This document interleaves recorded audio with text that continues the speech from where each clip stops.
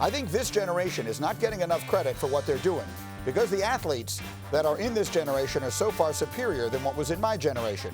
Jordan was the best athlete we had ever seen. From an athletic standpoint, there are like 10 or 11 guys in the NBA right now with Jordan's athleticism. We didn't have that back then. With what he and LeBron are doing, Kevin Durant, with what Durant and LeBron are doing, if you put them back in the era of the 80s with their talent, their athleticism, and their skill, who's the GOAT? So this is where we want to pick up the conversation here. And no one in the world is happier right now than Marcus Spears, who told me he really wanted to get in with these guys, and we're delighted to have him in. But Wilbon, I'll give you the first word, because you said you called Isiah to talk about those comments. What was your reaction to what he said? I started the conversation without even saying hello. And it's obviously he knew what was calling him. And I said, all right, we're going to start with me jumping on you about saying that those teams, those guys would be dominant in the 80s and the 90s. No, they wouldn't. And Isiah sought to clarify one bit. He said he's talking about the bigs largely. And I understand that Kevin Durant and LeBron are just athletically better. And we've evolved from what we had 20 and 30 years ago. I understand that. But I said to him, they wouldn't dominate the 80s and the 90s. They wouldn't beat the Pistons bad boys teams necessarily. They certainly wouldn't dominate. Could they win a series? Sure, maybe. But I said to Isiah, there's not a guard right now who's athletically superior. A 6-foot guard. Isiah's still the best guard of his size to me ever. And yes, I'm including the likes of Kyrie Irving and Allen Iverson, and we can go back and get a guy from his era, John Stockton.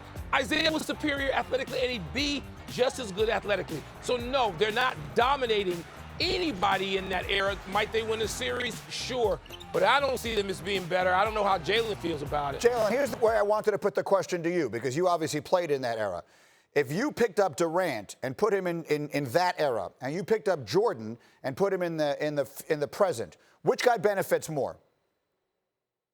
I think Jordan benefits more, because just think about it. Michael Wilbon and I are on TV saying that Michael Jordan would average at least 45 points per game. How outstanding would that be to watch on a nightly basis? A couple of words since this documentary has come out I think are kind of being used wrong. One is dominant, the other is greatness.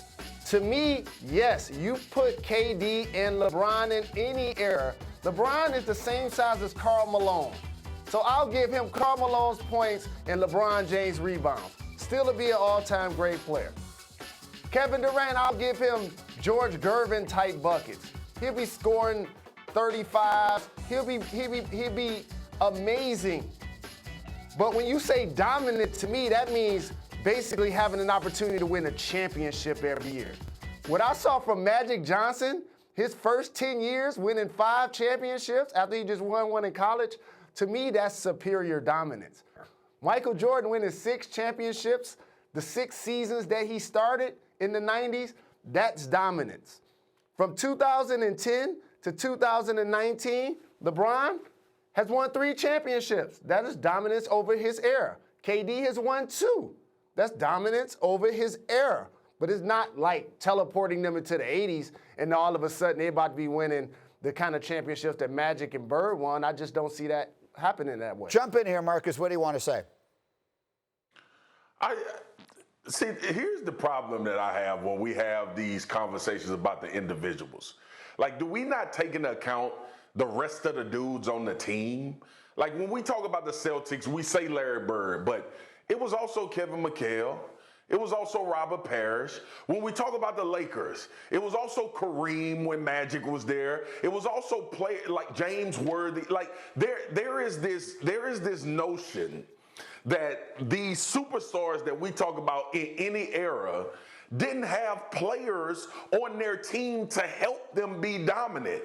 KD and LeBron would be dominant in the 80s and 90s if they're surrounded by guys that played their role to the highest level like they did. When Dennis came over to Chicago, you don't think that helped make Jordan dominant to take things off of his plate?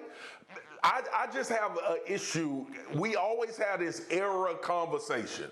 Man, if you can play basketball, you can play basketball. And then you have some guys that play this game way better than we've seen guys ever play it. I don't think those levels change based on the era that they're in. They adapt to the eras that they're in. All right, the show's going to end. I got exactly 2 minutes. Jalen, quick. Okay, so you're saying that we shouldn't underestimate the fact that with the Lakers and Celtics, they had other great players on the squad, right? Yeah. Okay. Why did LeBron James leave Cleveland, and why did KD leave OKC? To play with better players. Boom. These guys were able to bloom where they were planted, and they were so very dominant, the greatness was able to come. They were immersed in it. They didn't have to go find it. That's dominance. I have 60 seconds left in the show. I got to give him to Wilbon. He got up early for Go ahead, Jalen. Go ahead, Wilby. Let me just say this, Marcus. The key thing we're disagreeing on here is dominance. To dominate somebody means you're going to beat them all the time. They're not beating anybody all the time. They would get their share. They would have their share of winning. But to say that you're going to go out there and to dominate is what Mike Tyson did to Michael Spinks. The word dominate. Ain't nobody doing that to those Pistons teams, to those Bulls teams, Celtics, Lakers, or to Jalen's Indiana team. Nobody's dominating them. They be in there getting theirs, but they're not having their day.